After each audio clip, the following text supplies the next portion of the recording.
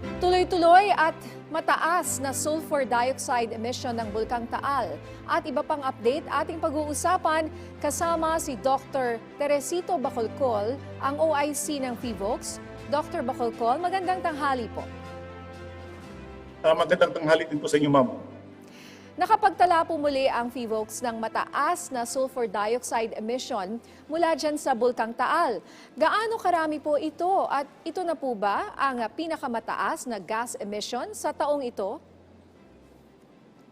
Kahapon po nakapagtala po kami ng 11,499 tons per day of sulfur dioxide emission. And tama po kayo, this is the highest volume that we recorded so far this year.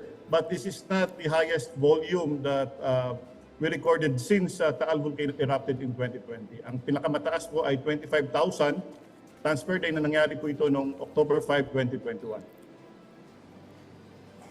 Sir, dahil po dito, posible na po bang maranasan ng mga residente na malapit sa bulkan ang volcanic smog o VOG?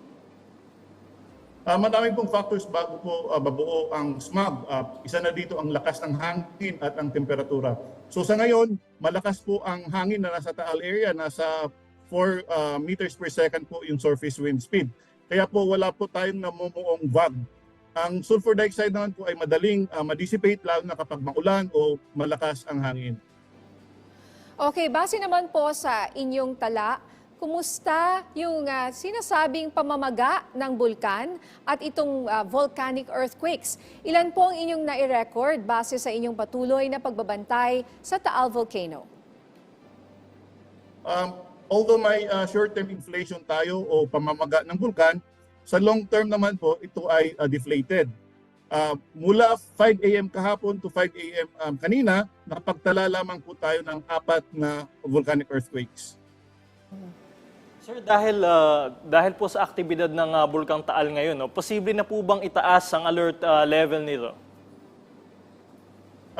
Again, hindi po ito indikasyon na kailangan na nating itaas yung alert level from 1 to alert level 2. May iba pa tayong mga parameters na tinitingnan before we raise it to alert level 2. One of this is the increase in seismicity, and nakikita nga po natin kahapon, 5 a.m. kahapon to 5 a.m. kanina, 4 na volcanic earthquakes lamang. Another is if the volcano is inflated, among others. Pero sa ngayon po, ang nakikita natin ay long-term deflation.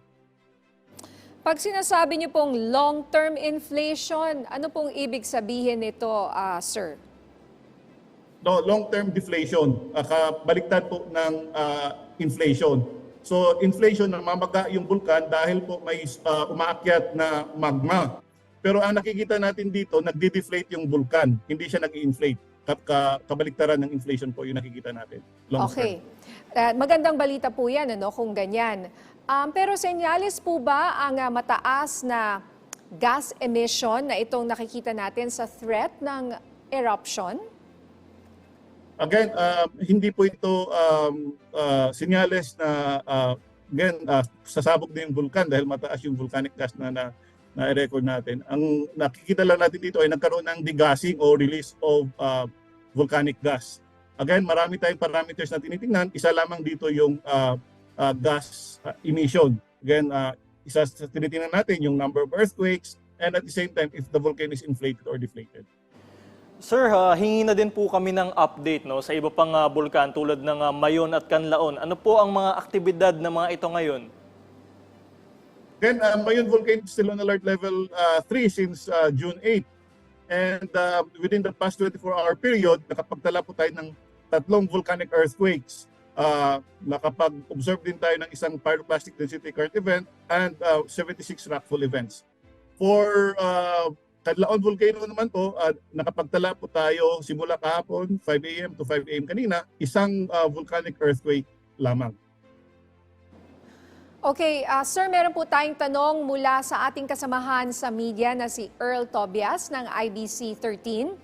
Habang nananatiling aktibo ang 4 na mga bulkan, apektado rin ang normal na pamumuhay ng ating mga kababayan. Meron daw ba kayong mga direct proactive measures ang PHIVOLCS with the LGU para tulungan silang masiguro ang safety at kabuhayan ng mga apektado po nating mga kababayan? Kami naman po ay patuloy na nagpag-ugnayan sa ating mga LGUs. In fact, we have very close relationship with strong ties with our LGUs patungkol sa kalagayan ng ating mga bulkan para masiguro first and foremost ang kanilang kaligtasan base sa aming mandato. Kaya kapag may pagbabago sa mga parametro katulad nung kahapon na nagbago yung volcanic gases natin, yung parameters, ito ay agad naming pinapaalam sa ating mga LGUs para masigurado nila na ang kanilang mga constituents ay ligtas sa panganib.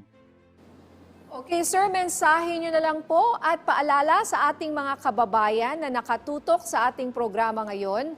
Yun hubang nagpaplano, for example, na pumunta, let's say, sa Tagaytay this weekend. Itutuloy pa ba nila ito at kailangan ba nilang magsuot ng mga face mask? Again, yung mga nakatira sa around Taal Volcano or yung may balak na pumunta sa Tagaytay, magdala lamang po kayo ng face mask, N95 kung maaari. At halimbawa kapag magkaroon ng VAG at kung malanghap ito, uminom ng maraming tubig para ma-dilute yung sulfur dioxide. Kung malala na talaga, lalo na sa may mga health conditions like asthma, lung disease and other respiratory problems, kailangan nilang magkonsulta sa mga medical doctors. Okay, maraming salamat po sa mga impormasyong ibinahagi ninyo sa amin ngayong tanghali. Atin pong nakapanayam si Dr. Teresito Bacolcol, ang OIC ng FIVOC. Salamat po.